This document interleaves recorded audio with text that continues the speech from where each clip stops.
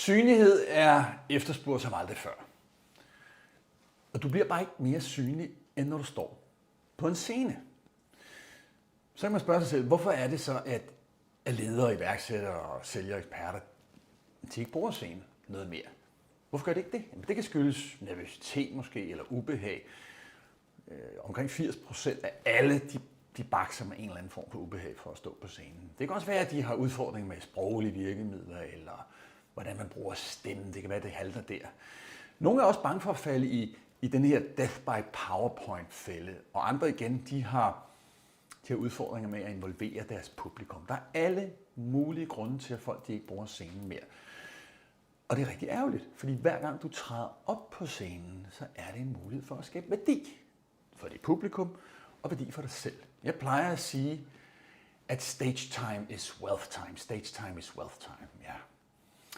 På mit populære værktøjskursus, der lærer jeg mine kursister en lang række af de vigtigste strategier og teknikker, de skal kunne for at have succes på scenen.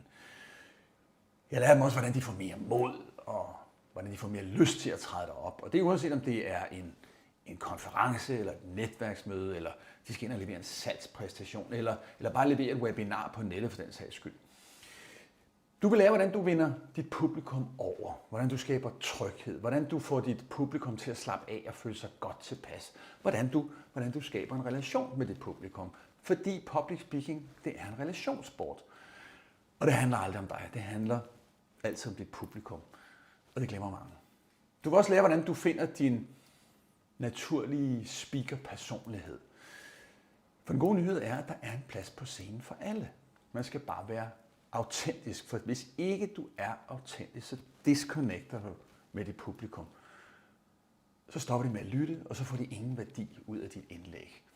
Du vil også lære mange af de vigtigste virkemidler. Rigtig mange de er ikke bevidst om de utrolig mange forskellige muligheder, de har for at formidle deres budskab.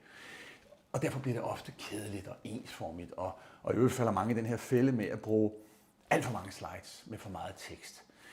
Men faktum er, at folk de lærer forskelligt. De har forskellige læringsstile, de har forskellige intelligenser, og derfor skal man også påvirke dem forskelligt. Man skal arbejde med mange læringsstrategier.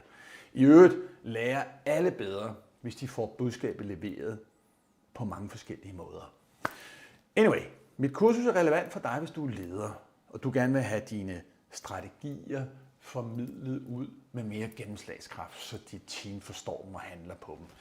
Det er også relevant, hvis du er iværksætter, og du gerne vil være i stand til at kunne pitche dine idéer over for dine investorer. Det kan også være, at du sælger og gerne vil kunne sælge dine ydelser meget mere effektivt til mange flere på én gang.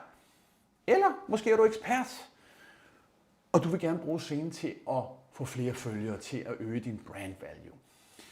Public speaking er formentlig den mest uretfærdige konkurrencefordel, du kan give dig selv. At eje scenen er en af de bedste investeringer, du kan lave, og er en kæmpe accelerator for, ikke bare for din business, men også for din personlige udvikling. Og jeg har nok haft mere end 200 forskellige ledere, iværksættere og eksperter på det her kursus siden 2017.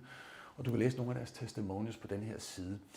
Så hvis du også gerne vil være mere synlig, hvis du gerne vil have mere mod og selvtillid, hvis du gerne vil lære at formidle dine idéer, så folk de forstår dem, så de husker dem, og allervigtigst, så de tager handling, så kan du følge linket herunder og reservere en af de 10 pladser, jeg har på det kommende værktøjskursus.